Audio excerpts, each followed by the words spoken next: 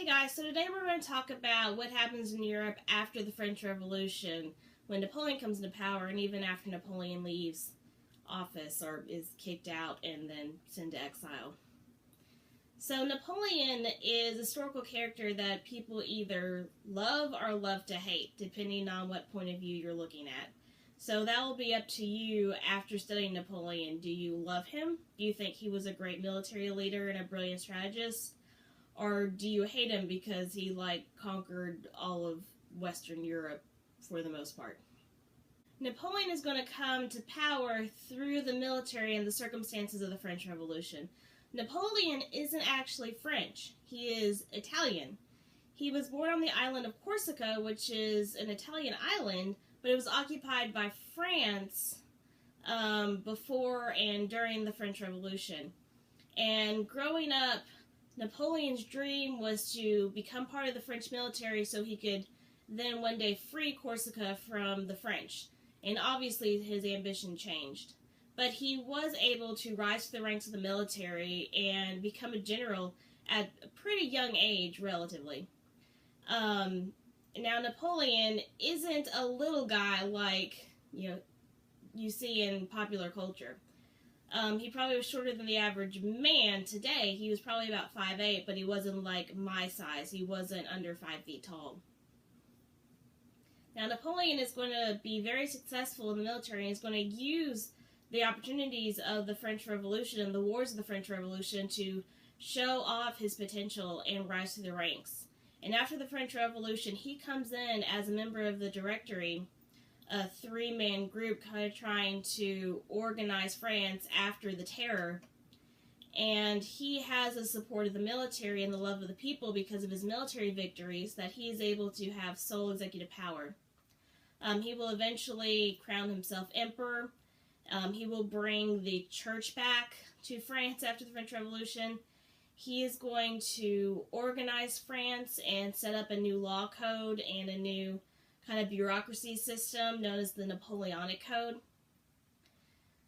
Pretty successful domestic policies in France. He's going to be very successful in that area.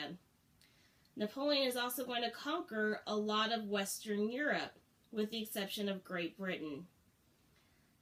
He tries as he might, but you can't really conquer Great Britain in a land war because, it's an island. And Great Britain has naval superiority. So Napoleon is going to institute this system after conquering areas like Spain and Austria and Prussia, called the Continental System. And the Continental System is where he tries to have an embargo on Great Britain so it makes them hard to trade with the rest of Europe. Basically, if you're under my control, you can't trade with Great Britain. Well, this doesn't really affect Great Britain any, and so it's a loss for Napoleon. Now again, Napoleon is able to conquer a lot of territory, and to rule this territory, he puts his family members in charge of the countries that he conquered. Now remember when we talked about China and the civil service or merit-based system and how that was very successful for them for, a very long time. Napoleon's going to do the opposite. He's going to give, basically spoils to his family members and put them in charge. And there's a reason the Chinese system lasted such a long time. It's a good system, putting people in power based on their potential, based on what they're capable of, rather than because they're your family member. Napoleon's family members aren't very effective rulers like he is. And so Napoleon's going to have to spend a lot of his reign cleaning up after his family members' messes. Now, Napoleon will eventually get greedy and try and conquer even more land. He's going to try to go into Russia. And he goes and tries to invade Russia in the winter. And you can't invade Russia successfully in the winter unless you're the Mongols. Hitler will have this problem too. So he goes in, but he doesn't realize the strategy the Russians use.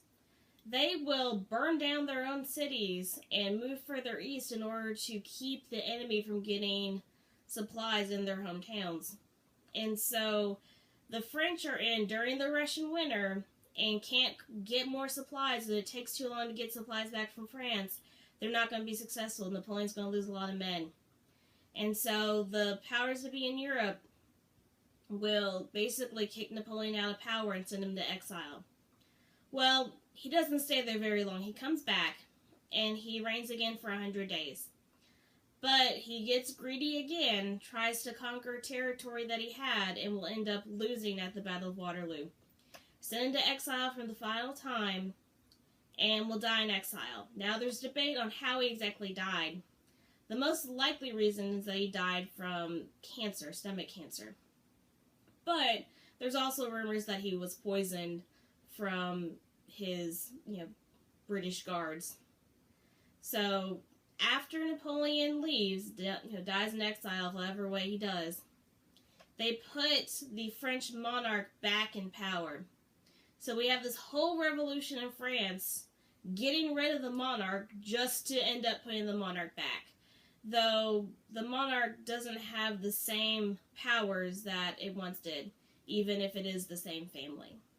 After Napoleon leaves France, the great powers of France, Prussia, Austria, Great Britain, and a representative from France come together and try and figure out how to fix this mess of the French Revolution.